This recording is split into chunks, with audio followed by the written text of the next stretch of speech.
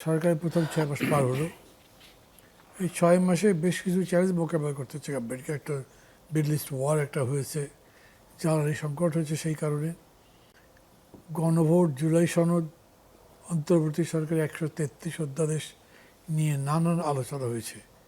এর মধ্যে আবার সরকার বাজেট ঘোষণা করেছে। বেশ, আমি বলছি চ্যালেঞ্জগুলো বেশ বড় আকারে ছিল। সব মিলিয়ে কেমন গেল প্রথম 6 মাস?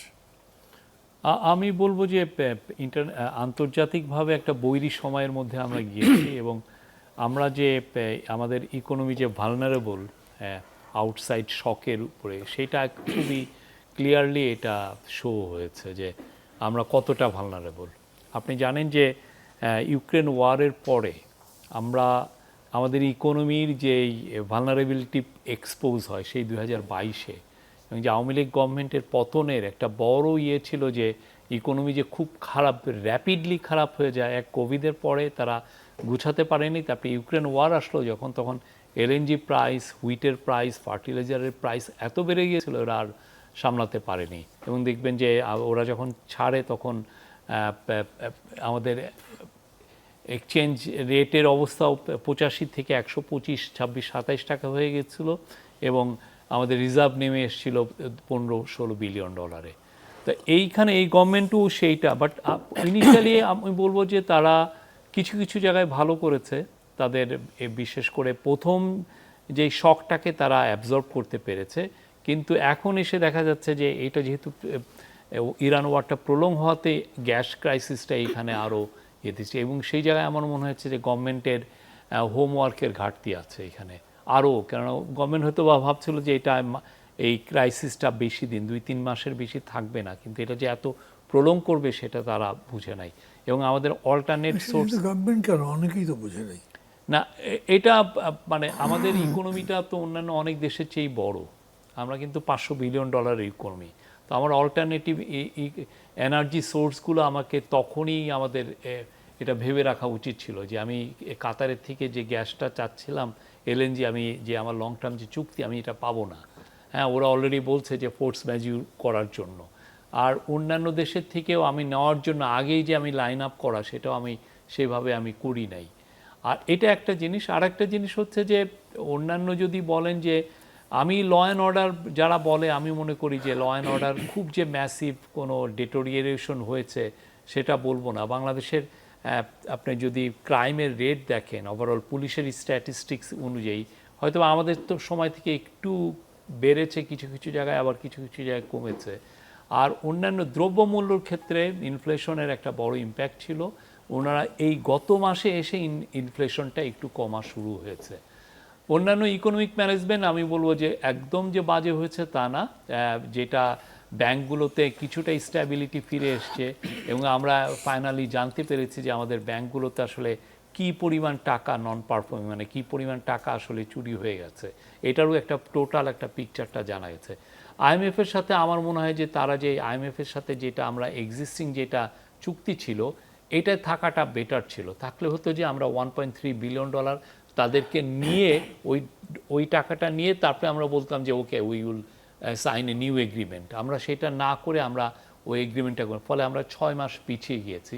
গভর্নমেন্ট এটা করলো না কেন?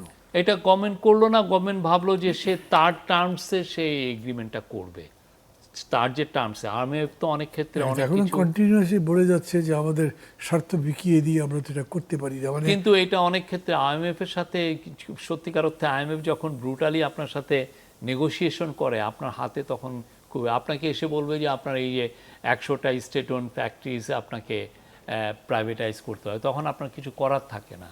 আইএমএফ এসে আপনাকে আপনার ফিনান্সটাকে ঠিক করে, যে আপনার সক্ষমতা বাড়ায়, যে আপনি ইন্টারন্যাশনালি আপনার যে ঋণগুলো দিতে পারবেন কি না, সেটার জন্য আপনার ফিনান্সটাকে করতে যে সে অনেক কিছু আপনাকে বলে যে এগুলো বন্ধ করো, ওগুলো করে, যে যেটা কোর যেটা ইস্যু এখন দাঁড়িয়েছে যে এনবিআরকে 2 ভাগ করা। কারণ এনবিআরে যেটা হচ্ছে যে লোকটা নীতি করছে সেই আবার যে আপনার ট্যাক্স কালেক্ট করছে। তো এইটাকে আমাদের সময় এটা হয়েছিল, কিন্তু লাস্ট মোমেন্টে এটা ওই ডিভিশনটা কার্যকর হয়নি। তো এই গভর্নমেন্ট এসে আসলে প্রথমে ডিলিট করেছিল। এদের উচিত ছিল তখনই এটা ব্রুটালি এনফোর্স করা, সেটা ওনারা করেন নাই।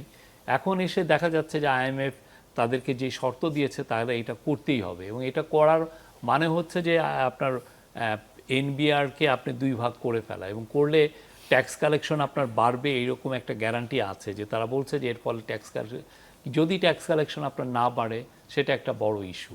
আরেকটা হচ্ছে যে অন্যান্য ইস্যু ক্ষেত্রে ফরেন পলিসিগত আমি বলবো যে তাদের একটা শক্ত অবস্থান ছিল, বিশেষ করে ইন্ডিয়ার ব্যাপারে তারা একটা তাদের যে অবস্থানটা এটা খুব স্পষ্টভাবে জানিয়েছেন।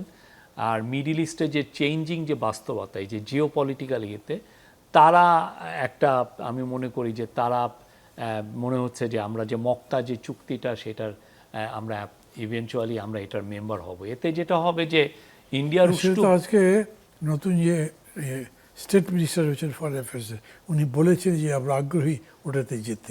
আমার এটা এটা এটা দুইটা লাভ আছে। একটা লাভ হচ্ছে যে আমি এই এই যে 3টা দেশ, এক হচ্ছে সৌদি আরবের টাকা আছে, আর তার্কি আর পাকিস্তানের টেকনোলজি আছে। আমি যদি এর সাথে এটা যুক্ত হই তাহলে আমার লাভটা হচ্ছে যে আমি ডিফেন্সের টেকনোলজিতে আমি একটু এগিয়ে যাব। আমার প্রচুর ডিফেন্স রিলেটেড আমার এখানে ম্যানুফ্যাকচারিং কোম্পানি হবে, ডিফেন্স ইকুইপমেন্ট মেকার্স এটা হবে, এটা একদম নিশ্চিত।